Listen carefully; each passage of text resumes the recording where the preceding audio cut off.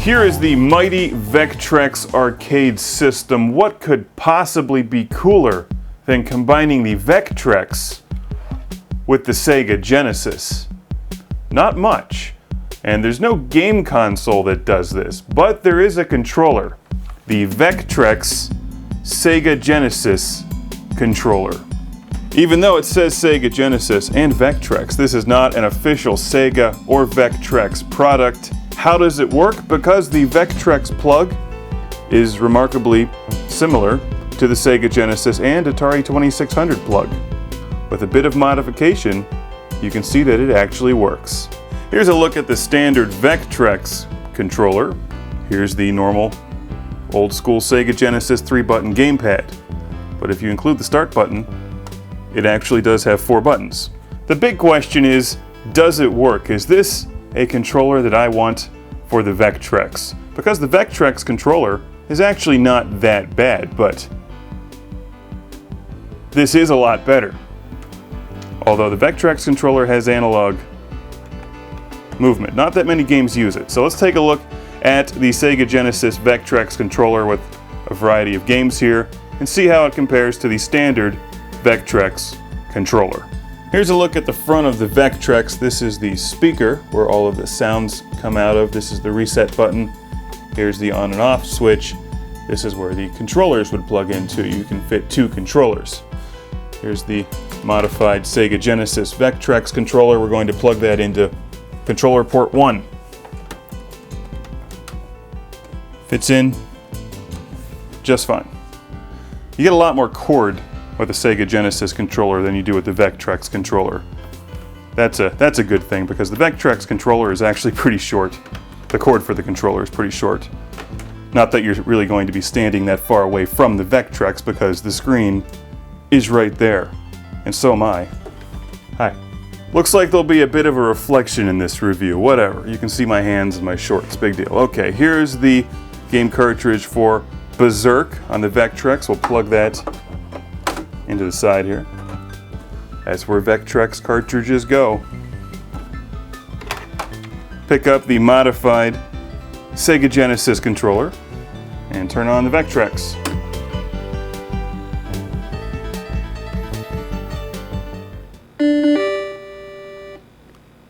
That makes me happy every time I hear it.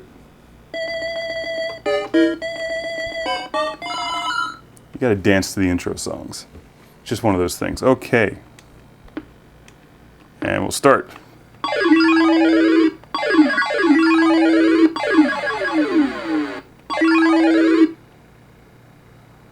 In Berserk, this works really well. Here's a good place to show you what all the buttons do, because every button in Berserk does the same thing. They fire. A button, B button, C button, start button.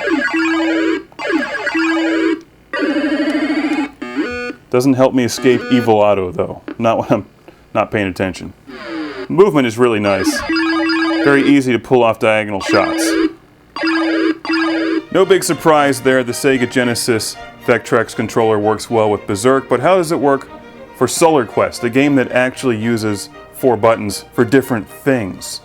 It's Solar Quest time, one of my favorites on the Vectrex.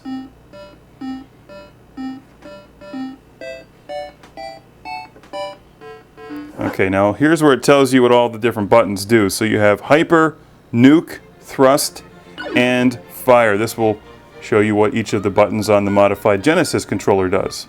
Obviously that turns.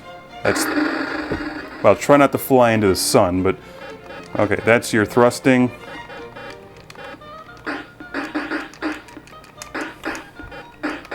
That fires. Hyperspace. And Nuke. Okay, it's pretty easy. Oh yeah.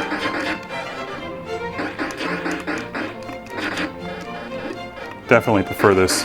The Genesis controller is outstanding for spaceship shooting games. So let's see how it works with Konami's Scramble on the Vectrex. This is a old school side-scrolling spaceship shooter.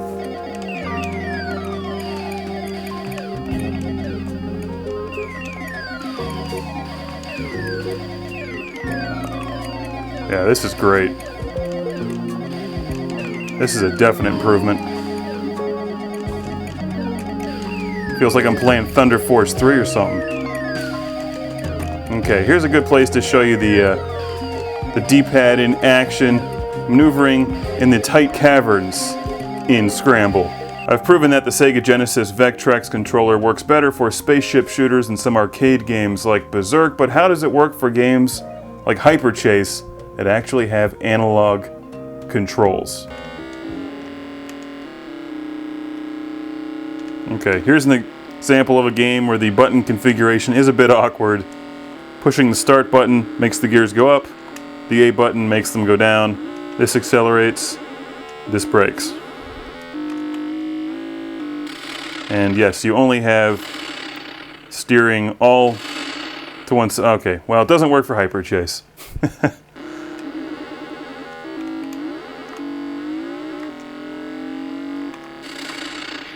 Yeah, you want to use a normal Vectrex controller for this one. Let's check it out with Web Wars. This does not have analog controls.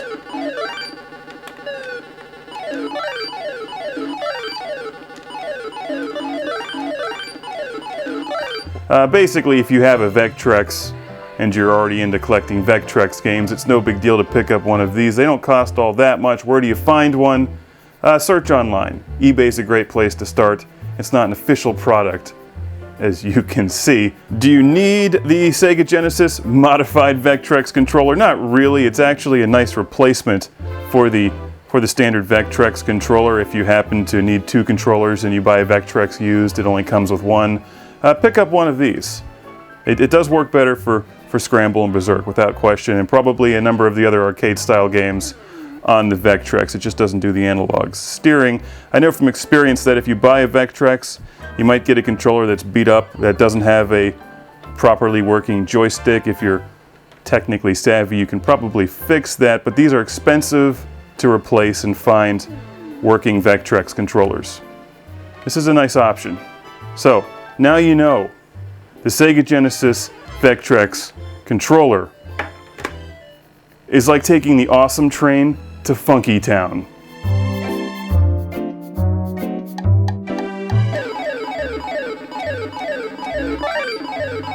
No!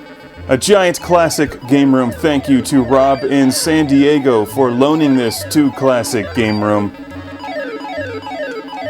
Uh-oh. Here comes the Cosmic Dragon. Now I'm in for it. Aha! You missed it. Because I'm flying with the Sega Genesis gamepad. Stupid ass Cosmic Dragon. Ah,